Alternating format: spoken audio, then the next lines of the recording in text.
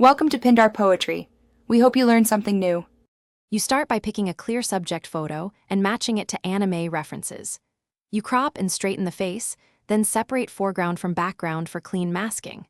Once done, set color mood with 2-3 reference palettes and note line thickness you prefer. Make sure to save a layered file and export a 1:1 copy for model testing. You're preparing inputs so tools and hand drawing match stylistically and technically. You'll now translate photo features into anime elements using tools or manual digital painting. Start by extracting line art either via AI or by tracing on a multiply layer. Once done, block in flat colors beneath the lines.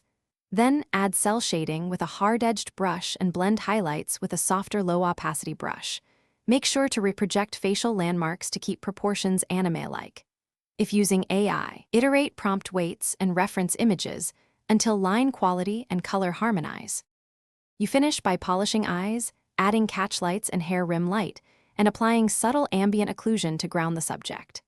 Once done, flatten carefully for a web-safe sRGB export, or keep layers and save a 300 dpi PNG for prints. If colors look flat, boost local contrast and reapply selective saturation. If lines are jittery, redo line art at higher resolution or smooth with a vector pass. Make sure to test final output on the intended device so tones remain consistent. Thanks for watching. Consider subscribing if we helped you.